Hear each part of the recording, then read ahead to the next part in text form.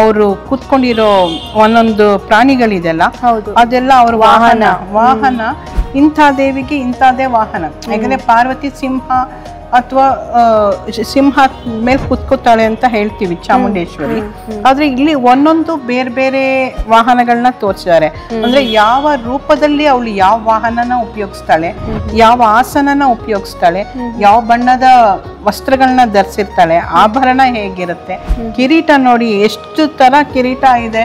ನೀವು ಎಷ್ಟೊಂದು ಜನ ಇದನ್ನ ನೋಡಕ್ಕೆ ಯಾರ್ಯಾರು ಬರ್ತಾರೆ ಅಂದ್ರೆ ತಂತ್ರ ಮಂತ್ರ ಶಾಸ್ತ್ರ ಹೇಳಿ ದೇವ್ರನ್ನ ಹೊಲಿಸ್ಕೋತಾರಲ್ಲ ಆ ತರದವರು ಬರ್ತಾರೆ.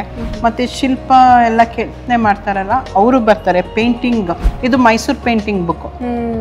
ಮೈಸೂರು ಪೇಂಟಿಂಗ್ ಯಾವ ರೀತಿಯಾಗಿ ಮಾಡ್ತಿದ್ರು ಅನ್ನೋದಕ್ಕೆ ಅದರ